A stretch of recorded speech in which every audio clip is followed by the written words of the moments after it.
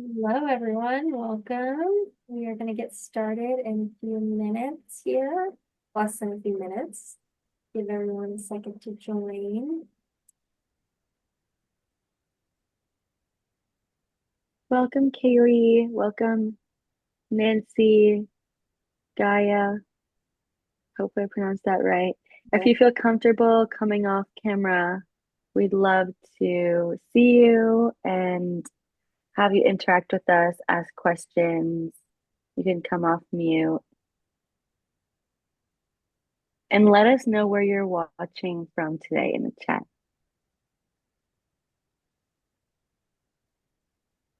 We'll get started here in 1 minute. This meeting is being recorded, so if for any reason you or your friends didn't make it to, I mean, you're here, but if your friends didn't make it, please reach out and we'll get you the recordings.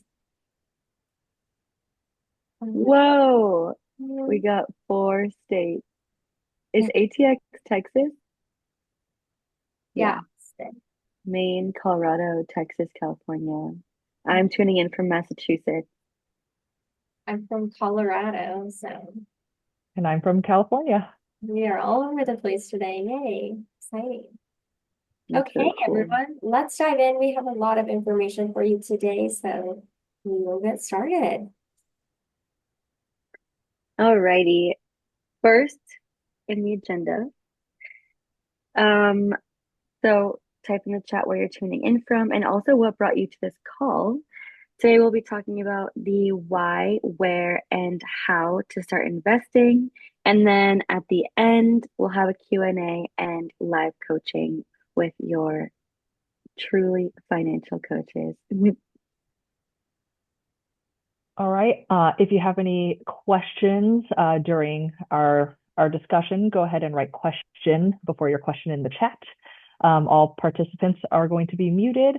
And if you have questions or want to follow up with any one of us, our contact information will be there at the end. Pull out a pen and paper, get ready to take some notes. And as a disclaimer, all content provided in this webinar is for informational purposes only. We are here to educate, not advise. Every person has a unique financial situation that requires unique attention. The presenters of this content are not responsible for any financial decisions you may make. Awesome. So I want to know, does this sound like you? You aren't investing because you feel like you don't make enough money. Maybe you're worried that you'll lose your money or you just don't understand it. It just all seems a bit too complicated. Sometimes we hear that people are saying, I'll just figure it out next year. I'll just do it later. Like I'll do it when I make more money. I don't need to worry about investing because my parents invest for me or my husband invests for me, my partner. Maybe you just don't know where to start and you say, okay, I'm just going to do the default 401k and I'm going to just stick with that and leave the rest to whatever happens, happens. Um, and some people just think investing is a totally different language, and that is fair. But if that is you, and what you really want is to be sipping coconut on the beach, then you're in the right place. You want to feel like you can hold your weight in a conversation when it comes to investing. When that comes up with your friends or with your partner and family, you want to be able to participate in the conversation and have something interesting to say. Maybe you want to feel like an adult. You want to feel like you're a grown up and you ultimately want to have your money work for you.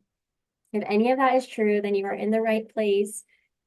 Our mission today is to equip you with the knowledge and the confidence to start investing this week. The biggest thing about investing is you do not have to know everything in order to start, in order to benefit from it. And so hopefully after this workshop, you have the confidence and the knowledge in order to get started.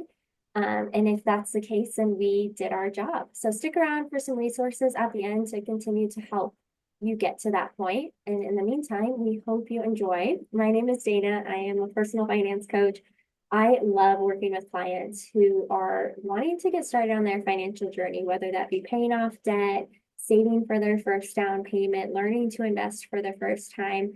It is so empowering to see my clients really take charge of their lives and make big impacts, and not only in their money, but in their day-to-day life. And that is why I do what I do.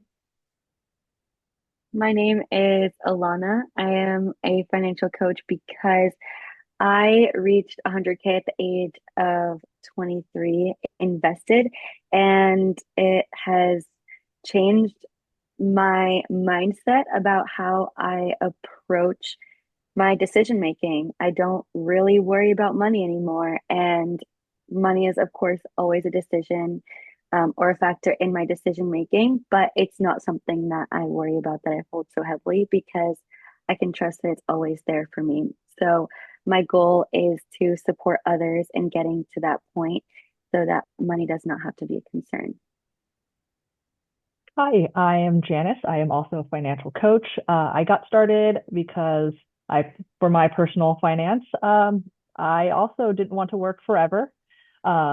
But really, I like to work with my clients to figure out what they want out of their life and to make sure their financial situation can support the lifestyle that they want. And to get started, um, we have Alana talking about what it means to invest. Yes, so as I mentioned earlier, today we'll be talking about the why, the where, and the how to start investing so that you can start confidently this week. And so I'll talk about why invest.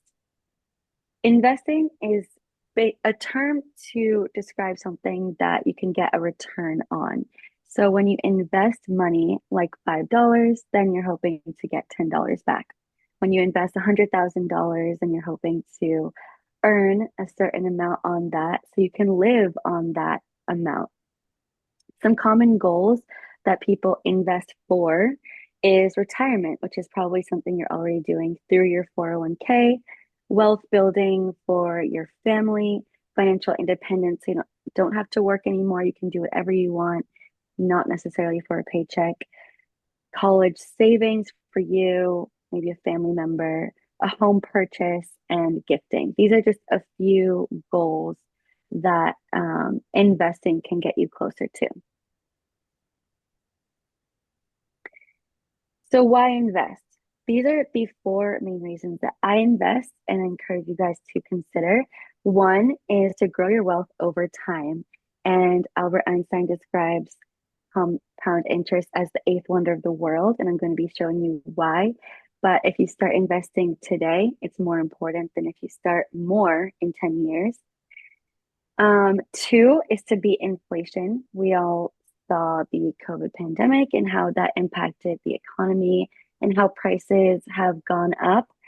So investing is a really great and easy way, in my opinion, to hedge that inflationary risk. Third is to achieve your financial goals, like retirement, buying a house, going on vacation, buying a car.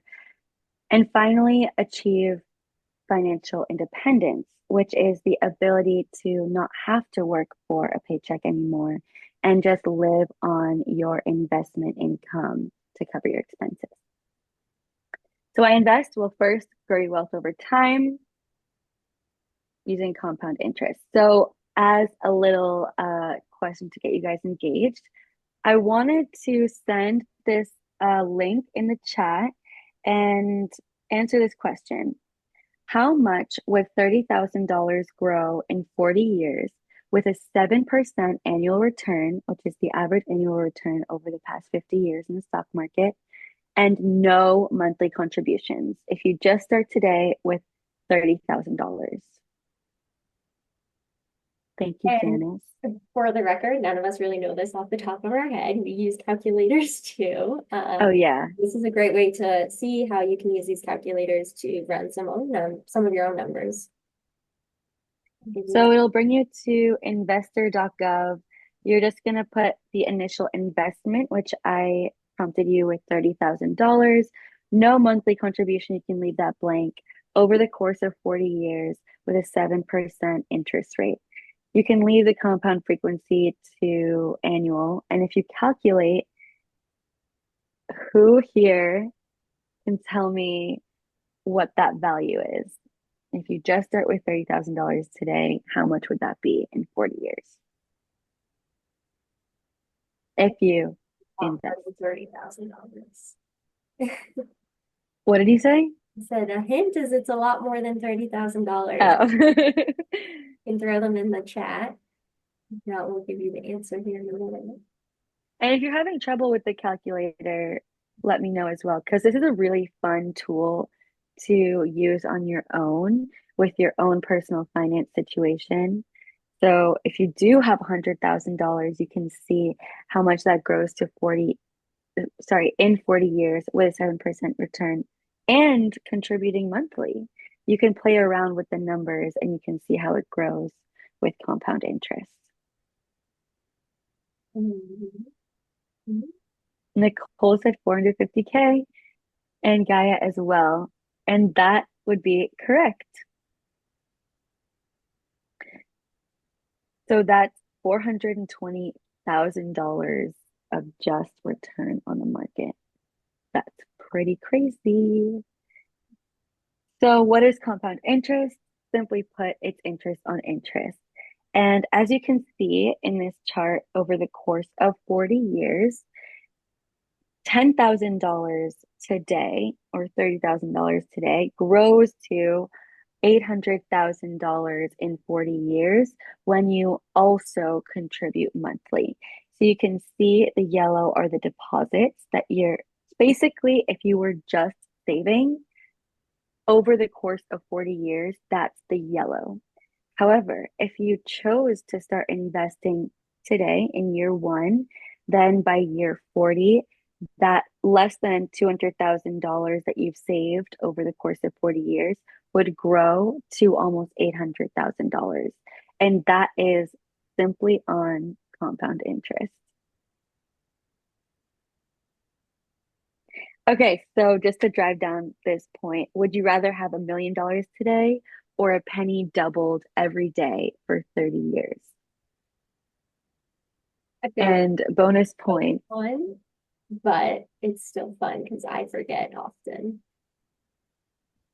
bonus points if you know how much a penny doubled every day is on day 30.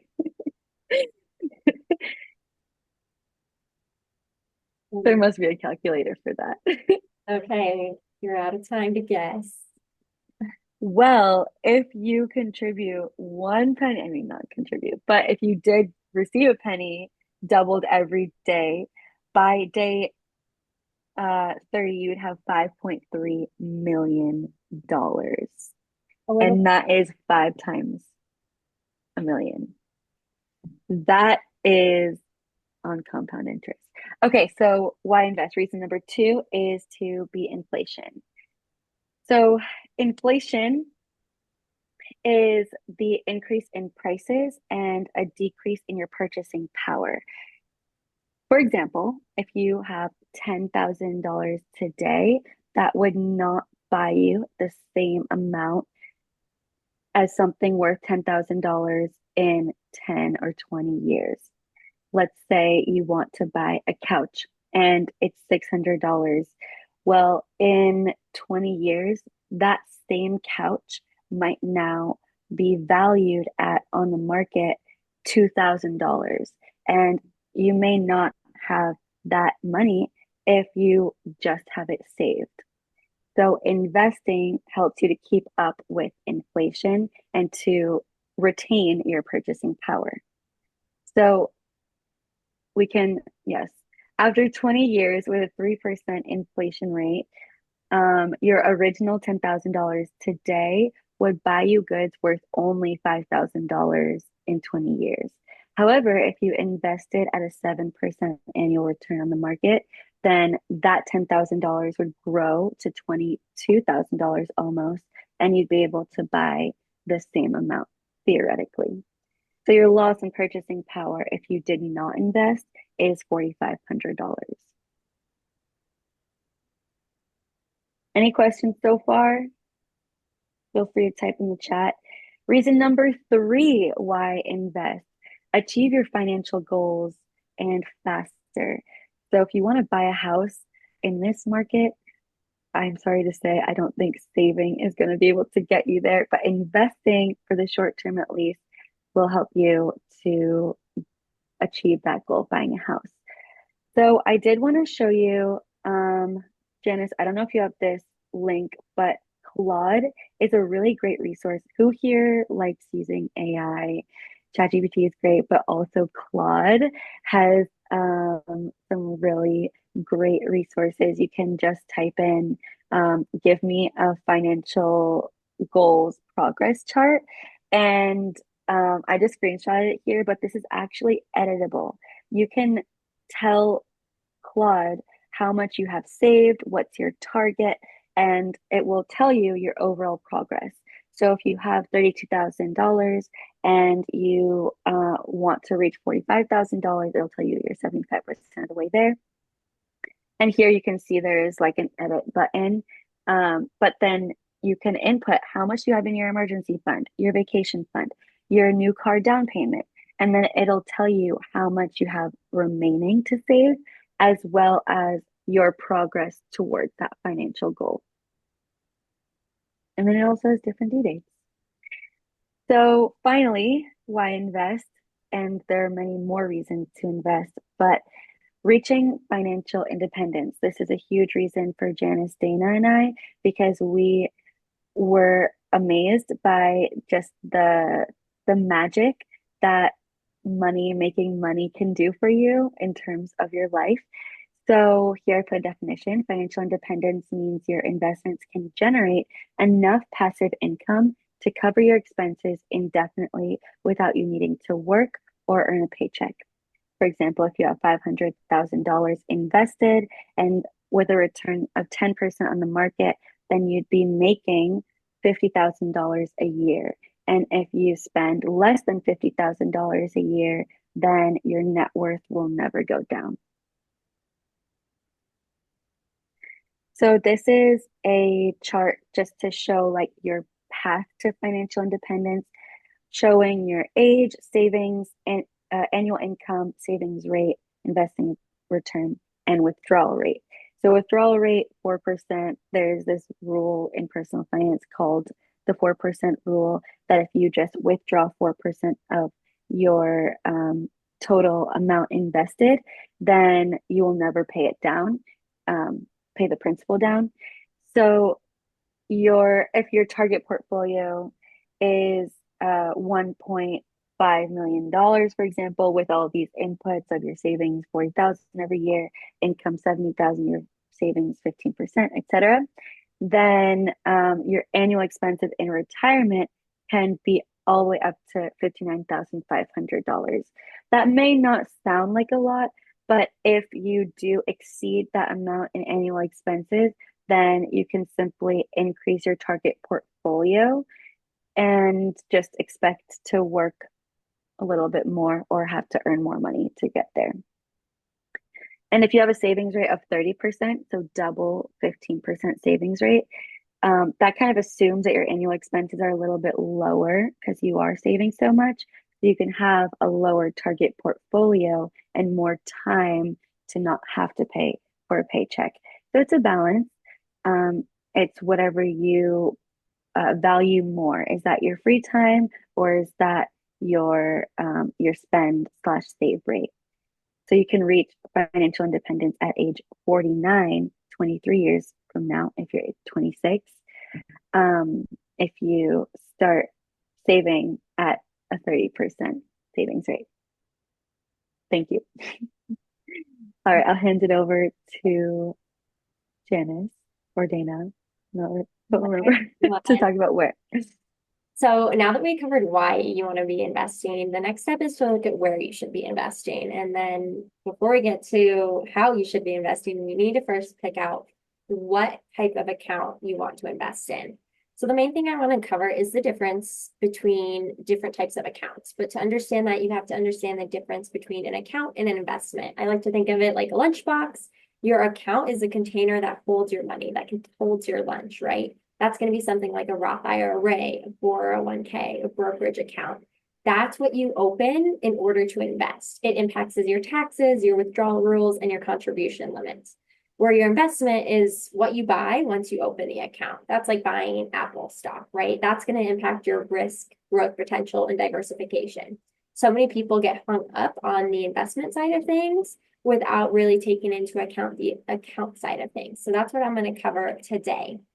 In order to determine what kind of account is best for you, I want you to ask yourself 4 questions. Why do I want to invest? How much do you want to invest? When do you need the money? And when do you want to pay taxes? And unfortunately, you can't say never for the taxes part. So to start, why do you want to invest? There's 4 main categories that you can look at here when thinking about your goal. If your goal is a retirement account, here's a list of tons of retirement accounts that you can open if your goal is to save for the long term, if your goal is to save when you are no longer working at an older age. If your goal is to be investing and saving for a kid's college or for your own like grad degree for some sort of education, there's specific accounts for that goal. If your goal is to just invest for general needs, you want to have access to your money at any time, you want to be able to access it for something like wealth building, like a down payment. That's where you would invest in a general account, like a brokerage account. And then just as a caveat, there's also specialized accounts. Something like a health savings account, you're going to be choosing to invest in that in order to save and spend on health expenses, right? Whether that be currently or in retirement. So the first question, why do I want to invest, is important to answer before you answer any other question, because that really is going to impact where you choose to open an account. Next, how much do you want to invest? And the reason why this is an important question is because there are contribution limits on a lot of accounts. This means that there are rules based on how much you can put into an account each year. And the general rule that I like to go by is if there's a tax advantage to the account, the IRS limits how much you can put in it. And why is this? It's because they want their money sooner rather than later. They're not going to let you put all of your money in an account that isn't getting them any tax income or income tax. And so for that reason, they put limits on how much you can invest. And so when you are thinking like, okay, I'm only going to invest like $5,000 a year, $10,000 a year, then opening a retirement account that has one of these contribution limits isn't really going to be an issue, right? You can invest in your 401k up to $23,000 a year. You don't really have to worry about running into that limit. But let's say you win the lottery or you inherit some money, you come into a large sum and you're like, I need to invest like $1 million this year or $1 million over the next few years. Then you really have to start thinking about contribution limits. Maybe you can put $23,000 into your 401k, but where is the other $900,000+ going to go? That's where you can open one of these accounts on the left that has no contribution limits, something like a brokerage account where you can put in an unlimited amount of funds each year. And the reason, again, why these ones on the right have contribution limits is because they have tax advantages to them. The third question that you need to ask yourself is, when do you need the money? And the reason why this is an important question is because these accounts that also have contribution limits often have access rules. An account like a retirement account, these ones in yellow, they are designed to have tax benefits to encourage you to save and invest for retirement. And so because they're encouraging you to invest for retirement, they're also encouraging you not to just use that money for any reason. They want you to save it for that age where you reach retirement. And so those access rules are going to limit you on when you can pull out your money before the age of 59 and a half for most cases. Things like health savings accounts or education accounts, they are designed for you to use the funds in those accounts for specific reasons. And so there's going to be rules in place that encourage you to use it for those reasons. Again, like your brokerage account, this is basically no rules account. You can access that money anytime. There's no contribution limits. So when you think, okay, I want to get to my money before retirement, but I still want to invest for the long term, you can think about opening something like a brokerage account. But if you know, I'm not going to need my money until I'm 65 because I'm going to have a paycheck until then, and I really want to just take advantage of the time in the market, that's when you can look at something like a retirement account. I know there's a lot of information on these slides, so we'll send out this recording and you can read them in more detail. but I hope you understand the general rules that come with each account. The last question I want you to ask is, when do I want to pay taxes? And like I said, my answer to this is never. I'd rather just not pay taxes, but unfortunately, that's not really an option, except for maybe one case. So there's two main categories when it comes to this. One is going to be your tax deferred accounts. You also might hear those referred to as pre-tax accounts.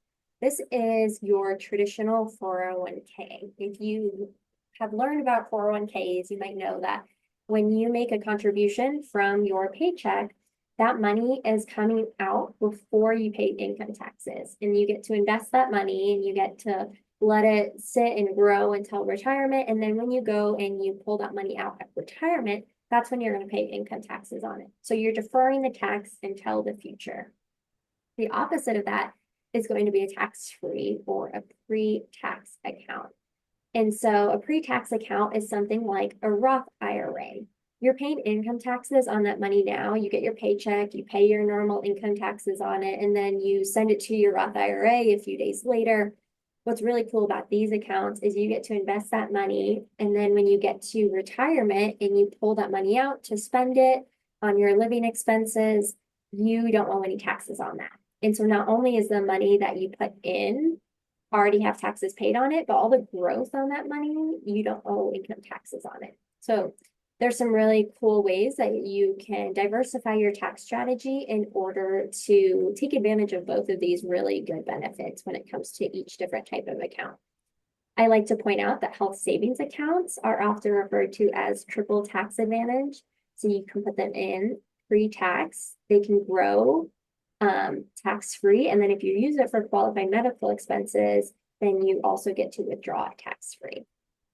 I have on here taxable accounts. That's going to be like your brokerage account. There's no special tax rules for that. You're just going to pay capital gains and loss when you sell or buy investments. And then tax neutral accounts, those aren't really investment accounts. That's going to be something like a high yield savings account, which is a savings account, and you just pay taxes on the interest you earn. So again, I know it's a lot of information. So to hopefully make it a little bit more clear for you, I want to go through some scenarios so that you can see yourself in these different strategies. So starting with Maya, she is 28. She's a marketing manager, has steady income and no kids, and she wants to retire early at 55, which, as we saw in the access rules, is before the general retirement age.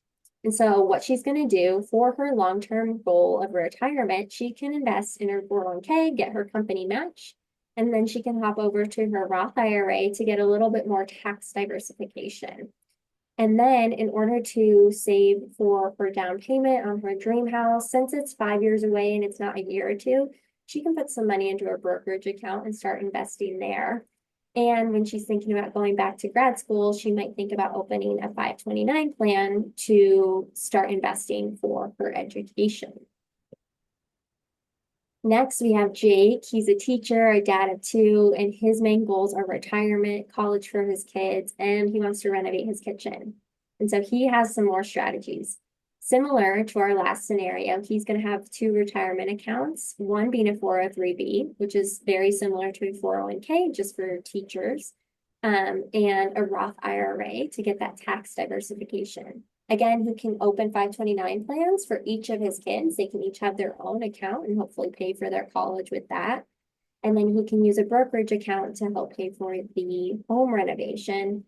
And again, all of these are going to have high yield savings accounts where our individuals are putting their emergency funds. Again, not an investment account, but still really important to note. Taylor, she just graduated and is looking to land her first full-time job after college. She might have some student loans and wants to travel, but her main goal is to really build good habits early. And so right after college, she's going to open a Roth IRA. As soon as she starts making money, she can start contributing to that for retirement. And then later, when she gets her job and she is able to be eligible for her retirement account at her work, she'll open her 401k and start getting her company match. And then she can use her brokerage account just to learn more about investing. These accounts are really great if you just want to get in a good habit of investing early. She could use that for travel in the future. and use it to just really gain experience when it comes to investing. We'll just skip through, we'll get one more of these. Alex and Jamie are dual income and focused on financial independence. And so how they are going to use their retirement accounts is really maxing them out. So not only are they going to max out their 401k, but also their Roth IRA and their health savings account. Anything that they have access to take advantage of the great tax benefits, they're going to do that. And then they're going to do something which like a backdoor Roth IRA, which we won't get into too much detail today, but that's another strategy you can use to invest more into retirement if your goal is really to optimize that. They can use their brokerage account once they've already done everything they can with the retirement, and they can live off of their brokerage account investments until they hit that retirement age. And then again, a 529 plan if they're still looking to support their kids. One thing I want to point out is if you are self-employed, you can use a solo 401k rather than a traditional 401k. But we won't dive too much into that. So I know this is a ton of information, and I want to leave you with something really tangible when it comes to opening your first or your next investment account. So we usually have a go-to hierarchy that we use with ourselves and with our clients. And again, this isn't going to be for everyone all the time, but it is a good place to just think about starting. Narrow down your options a little bit. The first step on that is to get a 401k match. So I would love for you to put in the chat, if you have a 401k at your company and you are getting the employer match, give us like a hands up or celebrate. That is an amazing thing to do. Once you have your 401k match, a lot of people want to invest a little bit more. That might just be 3 or 5%. So if you want to invest more for retirement, we would typically see you open a Roth IRA or a health savings account. These are really great accounts for their tax advantages. And they're generally pretty easy to max out because the limits are lower. The Roth IRA limit is about $7,000. And so after you max that out, then you're like, okay, I've got to do a little bit more. What do I do? And that's where we see a little bit of a divide. Sometimes it'll look like going back to your 401k and maxing that out, put a little bit more into it in order to get the pre-tax or post-tax advantages. Or maybe your goal is different than just retirement. Maybe you want to save for that down payment or save to retire early. Then you might go to a brokerage account or even split it. So tons of options when it comes to choosing what kind of account you invest in. And it is such an important decision, but it's not one that I want to limit you from starting. So use this hierarchy if you don't know where to start and reach out for support. And in the meantime, Janice is going to tell us a little bit more about what maybe you should be investing in. All right. Thank you, Dana, for telling us about where we should be investing. So my area is going to be on what you should be investing in. Now, this is a very loaded question. And as stated in the beginning, this is not financial advice. This is general knowledge.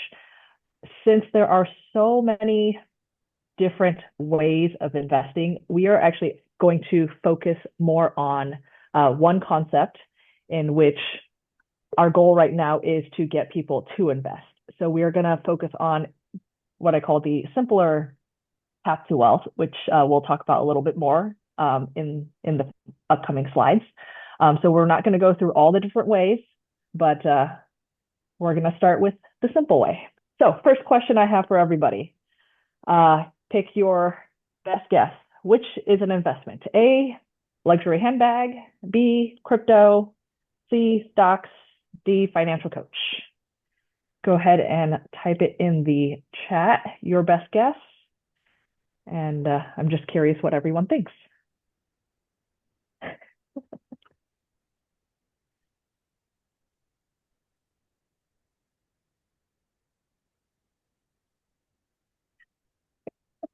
See the right answer in there. Yes, I'm seeing all these answers. Yes. E, correct. It was a trick question.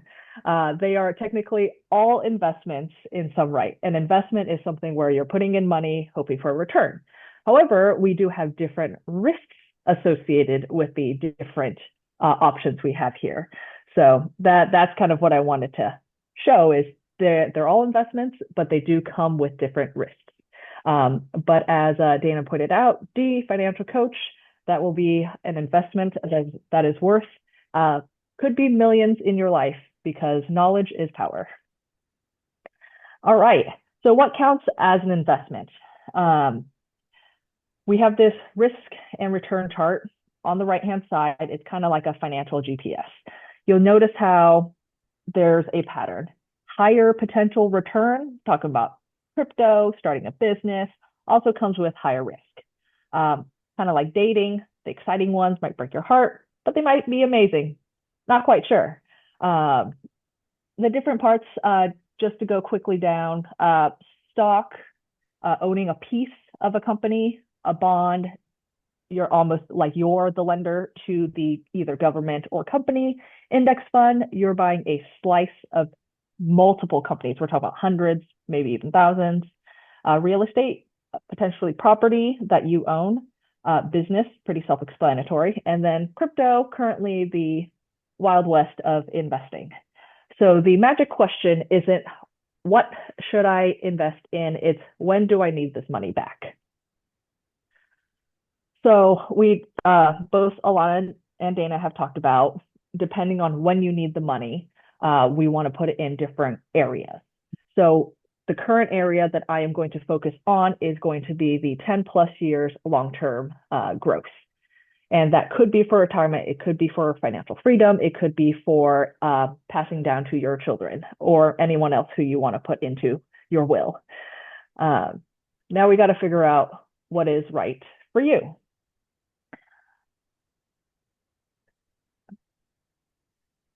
There you go. All right.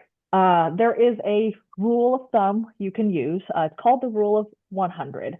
However, some people have changed that to the rule of 120. It kind of depends on how your risk tolerance is.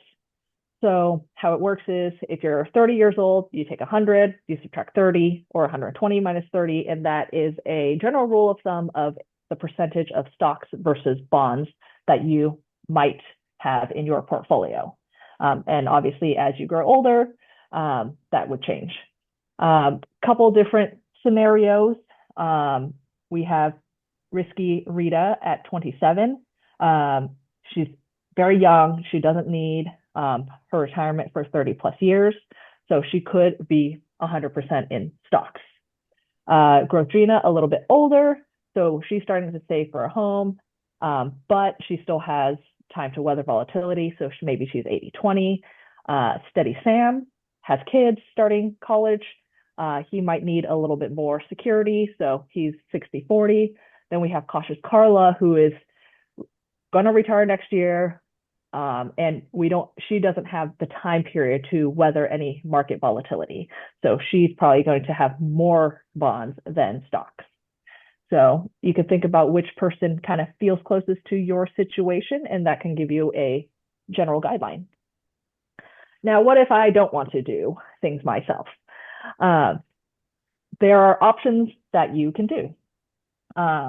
We have those who love to do their own research. DIY investing, that's where you're at. And it's, for me, I enjoy it. So I find it very fun. It doesn't take a lot of time commitment for me because I do enjoy it. A lot of people don't, and that's okay. Other options you may have are a robo-advisor. Let's say I don't really want to pay the full fee of having a financial advisor, but I also don't want to do everything myself. A robo-advisor is kind of a in-between. It's a little less personal because, as it says, robo-advisor. However, it's kind of like having a smart calculator manage your money. Fill out a couple quizzes here and there, and it'll help you build a profile that would fit your situation. But remember, this is not personalized. This is very generic. Anyone who answers their question in your same way will get that same portfolio balance. Then we have financial advisors. They are a full service, but make sure they are a fiduciary. A fiduciary means that they are legally required to put your interests first. Not all advisors are, and sometimes they don't tell you. So there's no issue with financial advisors. We just want to make sure the one you find is looking out for your best interests and not their best interests. So make sure you always ask, are you a fiduciary? And to clarify what they are fiduciary in. All right, impact of fees. So why does this matter? So what I have here, person A, for those who were at the last workshop, we have the same person A, they're 25 years old, they're gonna retire at 65, they contribute $300 a month. So in that 40-year time period, they are contributing $144,000. So in the chat, I'd like you to put in your guess to this question. How much more will person A make if they do DIY versus a financial advisor with actively managed funds? And you can see DIY investing, we're at about 0.03%. Active fund managing, we're putting 2.5%. So option A, let me put these in.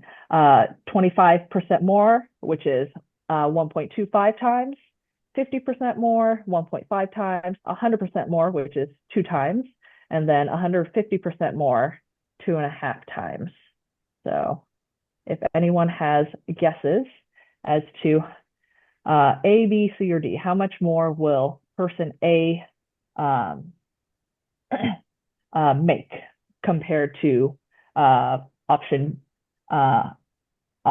D, active fund manage? I'm going to give you guys a few seconds. Okay, D. All right. I'm just copying you. Okay. All right. We can reveal the answers. I was like, not quite D, but almost. We're actually at C. But it is a huge difference. The difference, we have about $300 compared to almost $500,000. So that is a significant amount in fees. And even a 1% fee can make a huge difference over your investing lifetime. So that's why it is important to know if you do use a financial advisor or looking at your expense ratios of an investment choices, makes a difference, because 1% can be hundreds of thousands of dollars. That could be your house down payment. You don't know. So your thought is, would you pay an extra $50 for the same cup of coffee every day for 40 years? That's essentially what high fees are doing to your investment. All right. Okay. Before we get into this slide, you guys can either put it in the chat, or I think there's a raise hand button. Raise your hand if you've ever thought, I'll wait until the market goes down to invest, or I should sell before it crashes. Anyone ever have any of those thoughts? Because I have. It's human nature. I want to sell at the very, very top, and I want to buy at the very, very bottom. So apparently you guys haven't, or I don't see any hands. That's okay. But there we go. We got one. So Charlie also. Nice. So the reason for this is we're all human. We have emotions, and that is what makes us human, and that's okay. But what I want to show with this data is that those who try to time the market will usually they will choose to sell actually at the highest. They will choose to sell when it's closest to the low, and then buy when it's closest to the high. If we look at this chart, I'm just gonna point out a couple dates. 2008, October 9th, global financial crisis. It went down over 7.5%. We're talking about 4 days later, one of the biggest upswings in market history, over 11.5%, right? If you're someone who's like, oh no, everything's crashing, I'm selling, I don't think anyone in their emotional state would consider buying back into the market 4 days later, right? So just want to say, market timing is like trying to predict which lane will move the fastest in traffic. And by the time you make the switch, you've made it worse. So let's take a look at the cost of timing the market. So just to go over, we just have, person A, person B, emotional mistakes, 2000, 2008, 2020. These are all big economic impact events where a lot of people would emotionally buy or sell. My best friend, her dad, tried to time the market in 2008, and during the crash ended up losing her entire college fund. So she actually had to work throughout college in order to pay for it. Not the best thing to do if that's what you're saving for. So that's why we want to take the emotions out of it. In which, how do we do that? Dollar cost averaging. So the idea of dollar cost averaging, we're going to say $50 a month, and we're looking at 2020. COVID, right, hit in March. If you invested $50 every single month throughout the year of 2020, you would have invested $600, right? For the S&P 500, that would have bought you 0.19 of a share, which is fine. It's great. We can buy partial shares now. We don't have to wait till we have all the money in order to buy a stock. The final value of those shares were worth $724 by December. So that's a total gain of almost $125. That's over 20% return during COVID.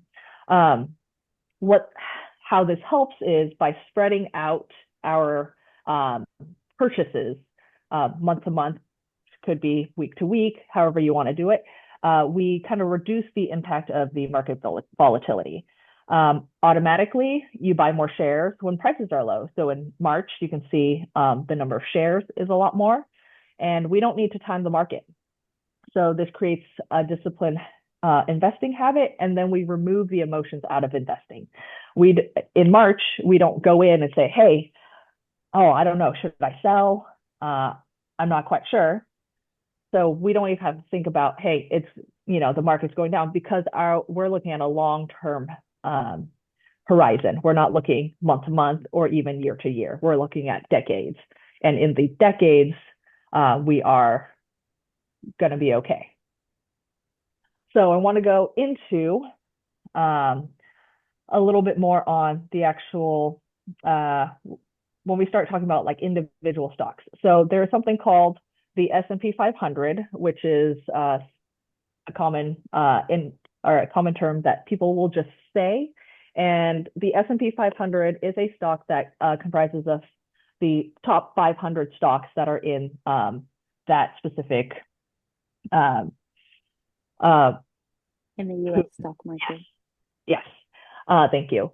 And there is a calculation on, how things go into the S&P 500, but it's nothing that you as an investor needs to do. All right. So I kind of think of it as Forrest Gump's life is like a box of chocolates. An index fund is like getting the whole chocolate box. You have a little bit of everything, and not all of them are going to be great picks. Some of them aren't going to be great, kind of like the coconut flavored one in the Seeds candy box. You just don't know what you're going to get. However, overall, it will return more positively compared to an individual stock. So, sorry, not quite done yet. My bad. No worries. So I just want to say, so when we talk about index funds, ETFs, or just buying the market, we are talking about something like the S&P 500. You could buy the S&P 500. There are other tickers that are used, but just for this purpose, we're going to talk about the S&P 500. What it does, it provides you instant diversification across multiple industries. There are lower fees compared to other more actively managed funds, and it's considered self-cleaning. The poor performers get removed automatically. You don't have to worry about, oh, this one's performing poorly. I got to go sell it off. They do have a system that does, I want to say, I think it's quarterly, that rinses things in and out. So if it's performing better, they will have more shares. If it's not, then it'll go away.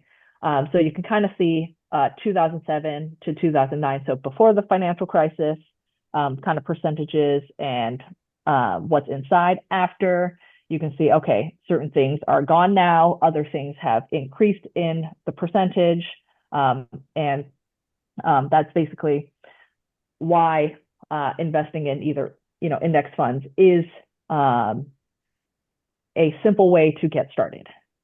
So this now brings us to the most famous advocate of this approach, and his name is J.L. Collins. He has a book. It's called The Simple Path to Wealth. I like to kind of go over this. The idea isn't that everyone needs to do it this way. We're just going over this one because it is the simplest way to get started in investing without, overcomplicating things. So we're talking about, we don't have to research hundreds of stocks to figure out what we want to buy. Instead, we buy a total stock market index fund. So we have hundreds, thousands of companies in the one stock that we purchase. We don't have to do the analyzing of financial statements, reading market news, analyst reports, trying to time our buys and sells, diversifying against sectors, rebalancing, tax implications, things like that. We don't have to try to pick and do our research to figure out what is best. So the way J.L. Collins says the simple path to wealth is you buy total market index funds, you invest regularly, monthly, keep fees low, a lot of them under 0.1%. And then he says to hold forever. The idea is not just for yourself, but you can keep investing because that time horizon for whoever you're going to pass it on to, they also might be interested in that gain. The little chart I have over on the right-hand side, they are the percentage of the time that a financial advisor or someone actively managing a fund can beat the market over a 1 year period. 20 to 40%, not bad. Trying to beat the market by picking your own stocks. Over a 5 year period, it drops down to 20, 10 year, 15, 20 plus year, about 6%. So not saying no one can pick winners. It's just the likelihood of someone beating the market is just very small. And now we're talking about, we got to figure out who is that right person. We might run into the 94% before we find anyone in that 6%.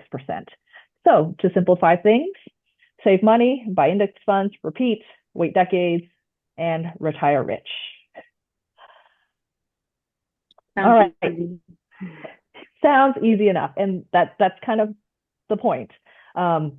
Investing isn't difficult. And for full transparency, we also wanted to show you guys how we, us three coaches, invest our money. We do monthly / biweekly contributions to index funds. It could be the US market, the total stock market, or international. Some of us have fund investments. So I would say no more than about 5%. Some people just like the feel of, hey, I want to try to pick a stock and whatnot. Totally fine. But let's not put all our eggs in one basket. Still put about 95% of yours in a more foundational investment strategy. And you take about up to 5% into, hey, I want to try picking, let's say, NVIDIA. Or someone on Reddit decide to say the next GameStop's coming up, right? Totally fine to see if you can make a little bit of money here and there, but let's try to be a little more financially sound and not just throw all of our money in. We also rebalance and review annually, just to make sure. Sometimes there is no rebalancing, but we definitely review annually just to make sure we are still where we want. We are 100% in stocks, and we do mean across index funds, not individual stocks. And our age range is, mid-20s to mid-30s. And at the end of the day, this is not investment advice. This is just what we do for ourselves.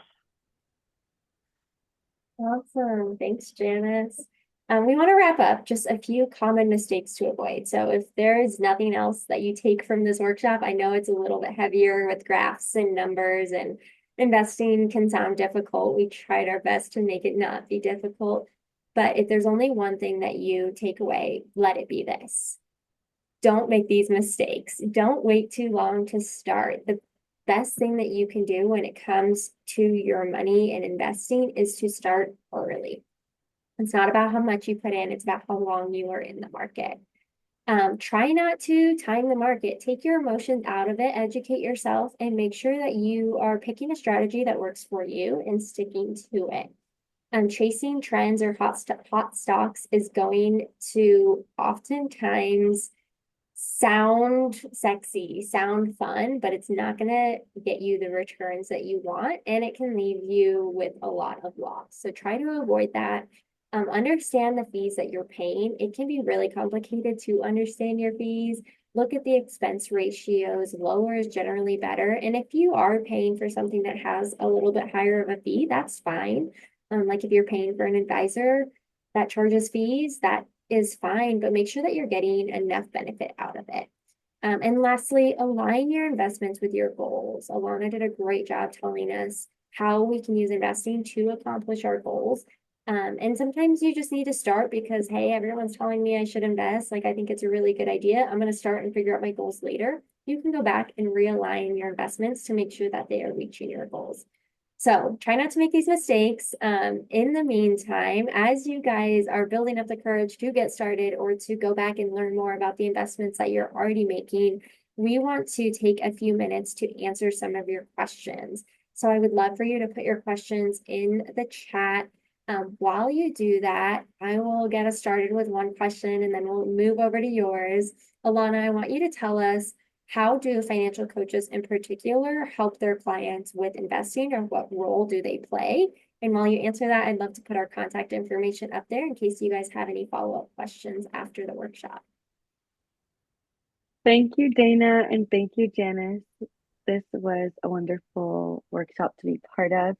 So the question is, what do financial coaches help their clients with in terms of investing? And this is a really good question because a lot of times people think I'm a financial advisor, which is not true. A financial advisor is someone who will manage your investments for you, and you pay them a fee to do that. As a coach, we help more with the behavioral side. And I like to use the analogy of a sports or team coach. So I recently coached the high school girls ultimate frisbee team, and I've been playing for a while, enough to know that um, I wanted to sometimes be on the field and play for them or with them, but I can only do so much as a coach and yell and cheer from the sideline to give them tips on the direction of where to go, and strategies on the field. So, as a financial coach, I do not tell people what to invest in, where to invest. We covered a lot of the basics of, setting up investing, but I'll never tell you what to invest in.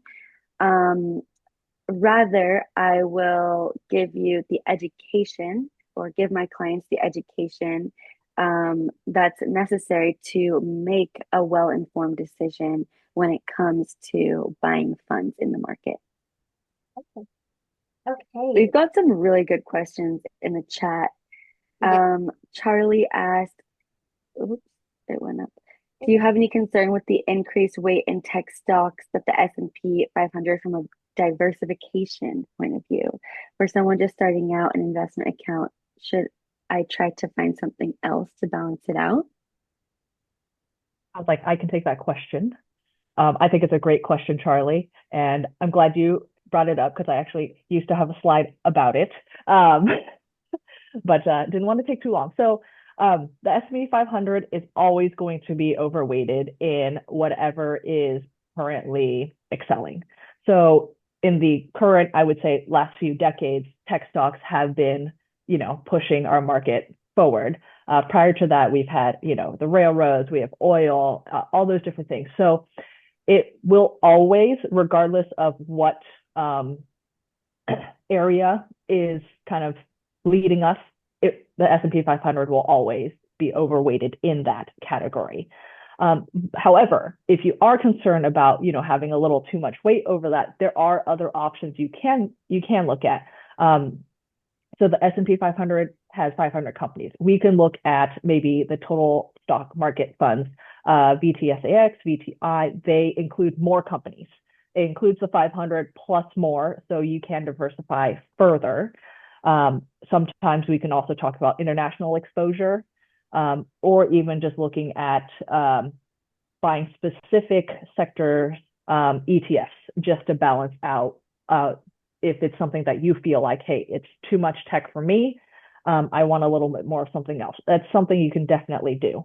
But if you also want to keep it super, super simple, then I would say probably into the VTI, VTSAX, where it's a total stock market fund, which just gives you more to add to the diversification that you have.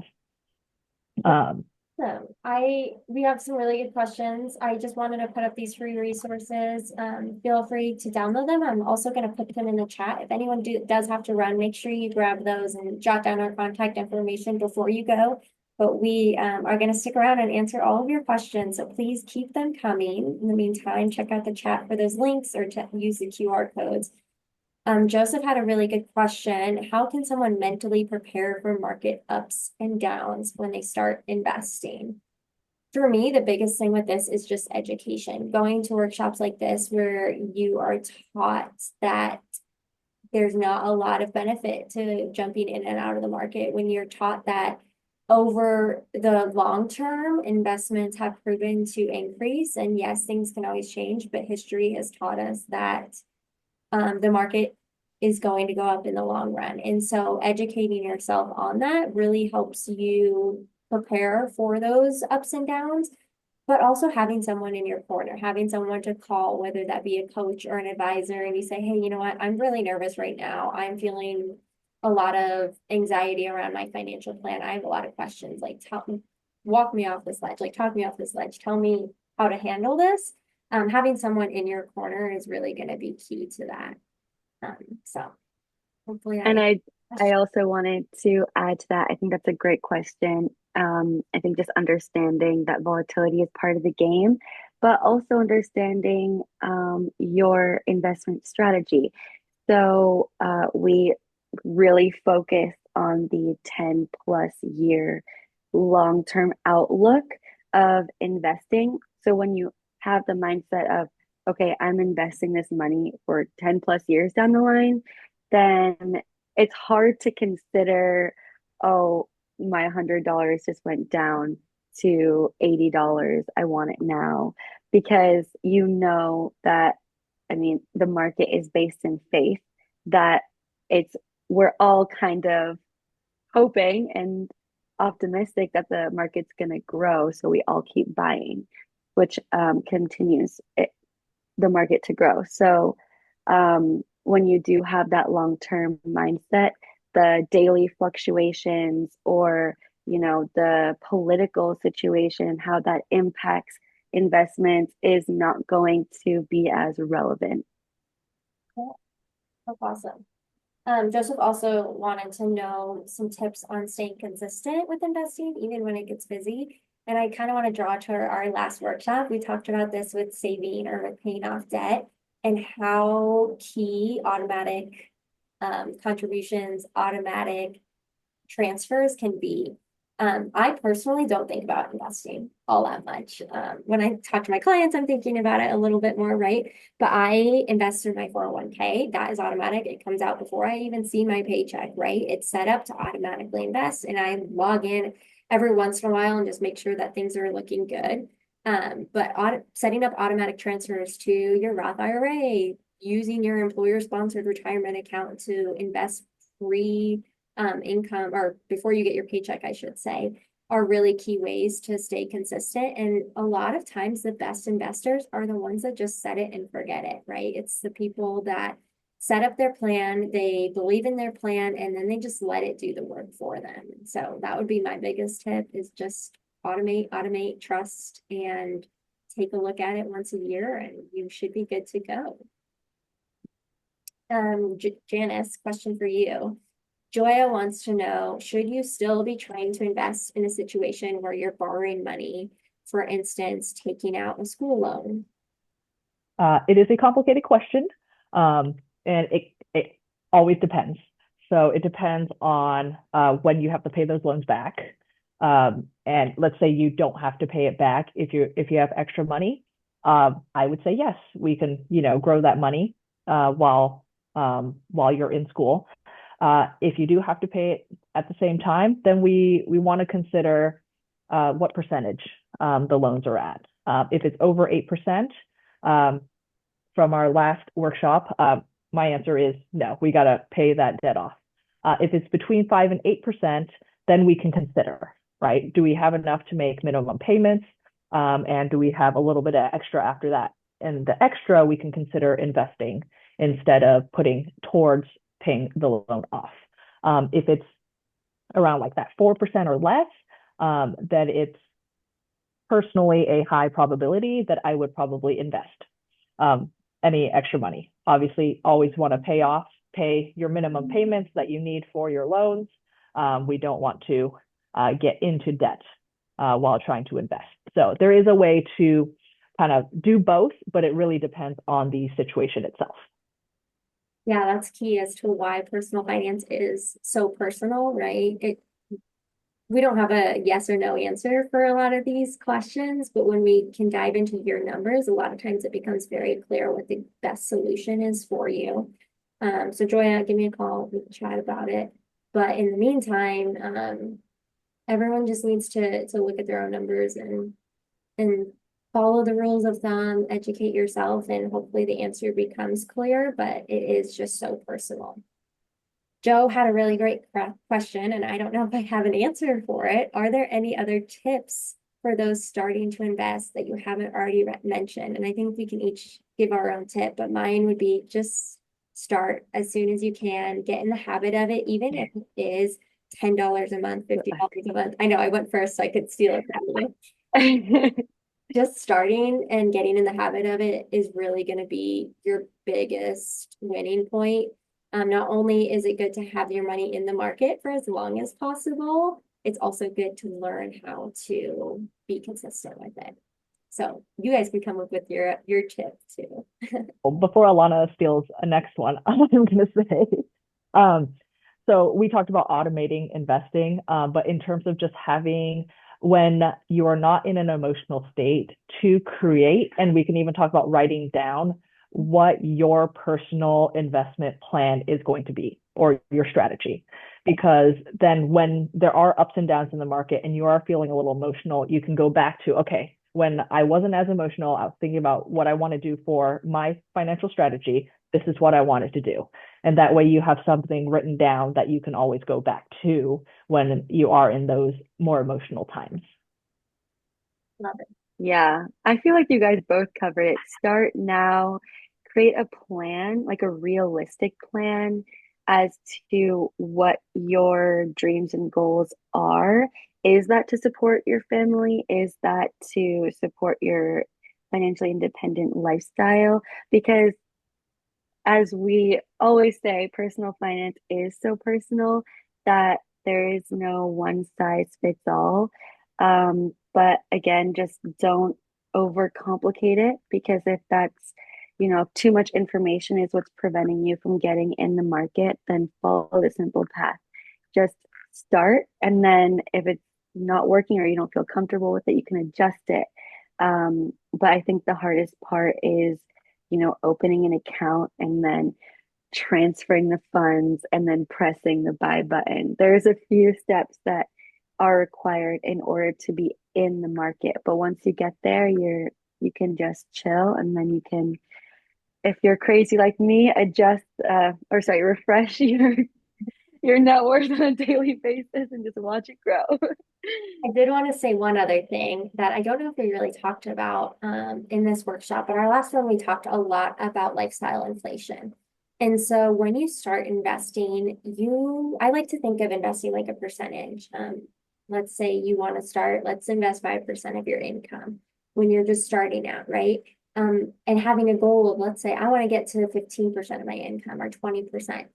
But and similar to when we think about lifestyle inflation, you don't want to keep buying more expensive things and increasing your expenses as you make more money. What you can do is you can increase your investments when you make more money. If you get a raise in January, that is the perfect time to go into your 401k account and instead of 5%, up it to 6%, right? Use that raise as an opportunity to increase the amount that you're investing. And yeah, we will tell you to start early and start small if you need to, but the goal is obviously to eventually like go big, right? Invest big. Um, Take the money that you do have and let it work for you. And the best way to do that is to just increase it slowly but surely. And I just want to respond to Joe. He said, I've been starting to invest, but it's always so stressful at first. And I think if you can find a way to make it fun or look forward to something that you are investing for, that might make it a little bit easier. But I think also human nature is hard to think about anything beyond the next 2 years, let alone your whole life. Um, so just take it day by day, give yourself grace. If you like don't start today, that's okay. But if you start next week, that's fantastic. There's no pressure. You can always talk to the people in your community. There's so much information online. You're absolutely not alone in your journey of starting to invest. If anyone has any more questions, please put them in the chat. We are here giving away some free coaching. We're also happy to engage with you in a conversation. So keep going with the chat. But I did want to draw your attention to this slide.